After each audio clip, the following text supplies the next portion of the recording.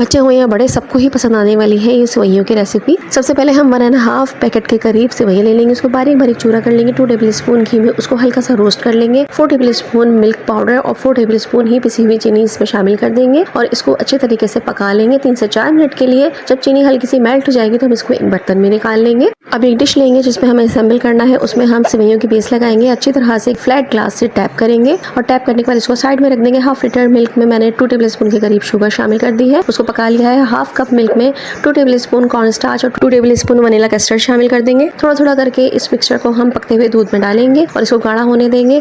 जब ये गाढ़ा हो जाएगा, पक जाएगा, देखिए इस तरह से इसकी लेयर चमचे पे बनने लगेगी तो मैं यहाँ 1/4 टीस्पून के करीब वनीला एसेंस शामिल कर दूंगी। इसको थोड़ा सा मिलाएंगे, पकाएंगे और इसको चूल्हा बंद करने के बाद ठंडा कर लेंगे और इसको हम पोर कर देंगे जो बेस हमने सेवइयों की बना के रखी थी उसके ऊपर, और ऊपर से भी आधी बची हुई सेवइयां हम इस तरह से डाल के एक अलग फाइनल लेयर लगा देंगे। लास्ट में इसको ड्राई फ्रूट से गार्निश कर देंगे।